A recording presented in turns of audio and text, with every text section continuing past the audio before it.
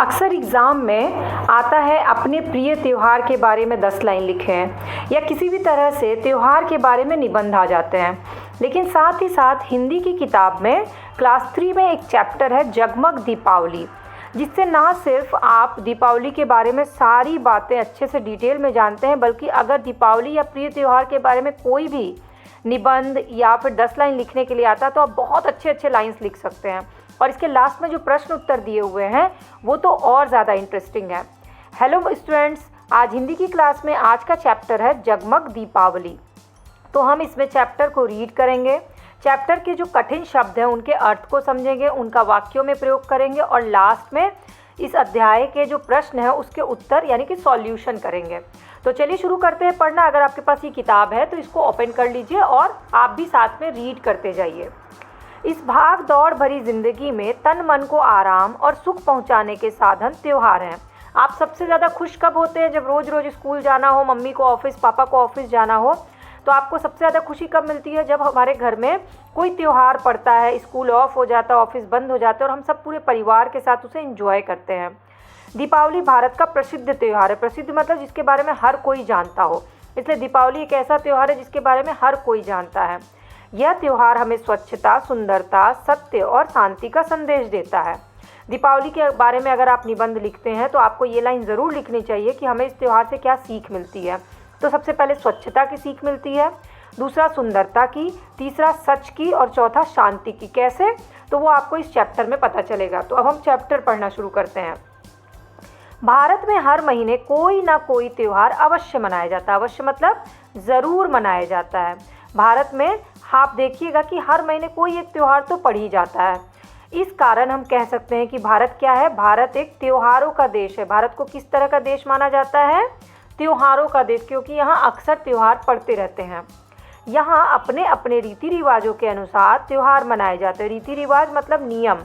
हर किसी के अपने अपने नियम होते हैं, उन्हीं को फॉलो करते हुए हम त्यौहार मनाते हैं। जैसे जब फसल कटती है तो हम कहीं मकर संक्रांति मनाते हैं, कहीं पोंगल मनाते हैं, कहीं ओणम मनाते हैं।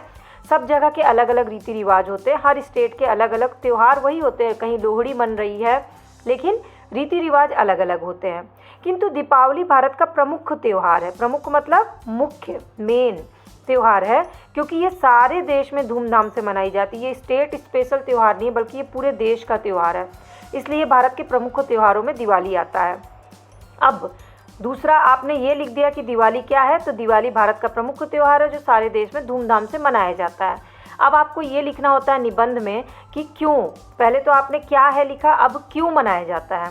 तो श्री राम 14 वर्ष का वनवास पूरा करके सीता और लक्ष्मण के साथ अयोध्या लौटे थे। श्री राम जी अपनी पत्नी सीता और अपने भाई लक्ष्मण के साथ 14 साल के लिए वनवास गए थे, वन में गए थे। राजा दशरथ उनके जो पिता थे उन्होंने भेजा था।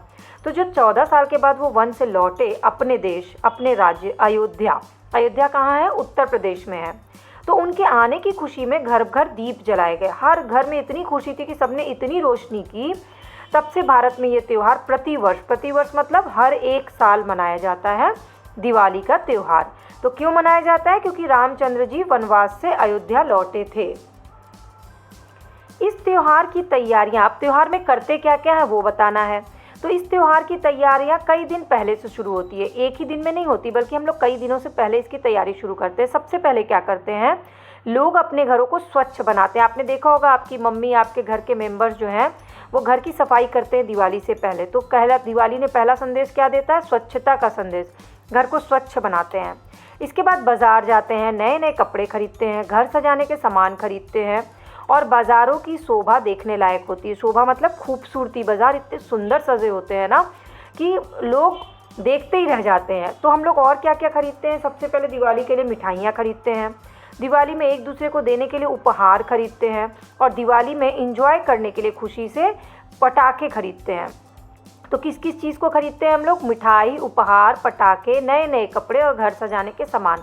तो दिवाली की तैयारी अगर आपसे पूछा जाए क्या क्या किया जाता है, तो कई दिन पहले से तैयारी शुरू करते हैं। सबसे पहले अपने घरों को साफ़ करते हैं, फिर घर सजाने का सामान खरीदते हैं, फिर नए नए कपड़े खरीदते हैं और साथ ही साथ मिठाई, उपहार और पटाखे खरीदते हैं। अब दिवाली मनाया कब जाता है? क्योंकि हर साल तो दिवाली की डेट चेंज हो जाती है।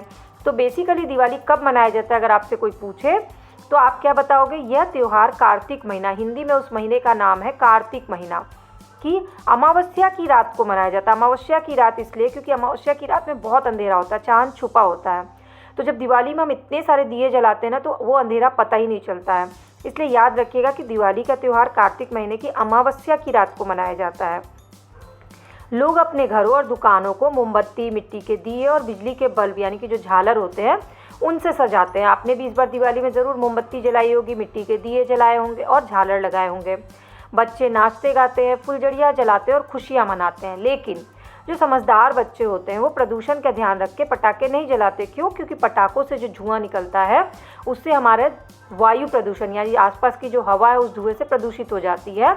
और दिवाली के बाद इसीलिए देश में जो प्रदूषण स्तर है ना वो बहुत बढ़ जाता है। इसलिए हमेशा कोशिश करनी चाहिए कि पटाखे कम जलाने चाहिए। इसके बाद अब दिवाली में पूजा किसकी की जाती है? तो रात को पूजा होती है सबसे पहली बात। दूसरी, लक्ष्मी माता की पूजा की जाती है। तो दिवाली में किसकी पूजा की जाती है? लक्ष्मी माता की।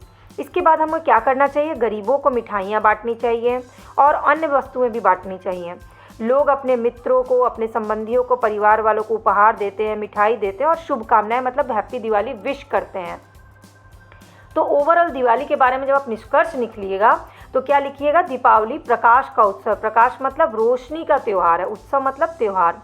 रंग बिरंगे तरह तरह के दीपक से जगमगाती दीपावली की रात सबके मन में उल्लास भर देती। उल्लास मतलब आप बहुत खुश होते हो दिवाली के दिन। दीपावली असत्य पे सत्य, असत्य पे सत्य मतलब झूठ पर सच की विजय। रावण और राम, जब रावण को मारा था राम जी ने, उसके बाद ही तो वो वनवास से लौटे थे। तो असत्य पे सत्य की जीत है, बुराई पर अच्छाई की जीत है, और इसीलिए इसको विजय का पर्व कहा जाता है। ये लिखा है कांति काला ने लिखा है इसको। अब फिर से कठिन शब्द रिवीजन कर लेते हैं। शब्द और अर्थ क्या है? सबसे पहले रिवाज यानी कुछ जिन्हें हम नियम को फॉलो करते हैं यानी कि रीति या प्रथा। प्रतिवर्ष यानी कि हर साल हम दिवाली मनाते हैं। उपहार, भेंट, मेरे घर में मेरे चाचा ने मेरे लिए भेंट लाया या उपहार लाया, ऐसे आप वाक्य बना सकते हैं। पर्व, त्योहार, मेरा प्रिय त्योहार दीपावली है। प्रमुख यानी कि मुख्य, मेरा प्रमुख, या आप ज़रूरी नहीं है कि प्रमुख से अपने लिए ही कुछ बनाइए, आप कुछ और भी बना सकते हैं। जैसे कि आप बता सकते हैं कि दीपावली भारत का प्रमुख त्यौहार है। स्वच्छ यानी कि साफ, हमें अपने घर को स्वच्छ रखना चाहिए।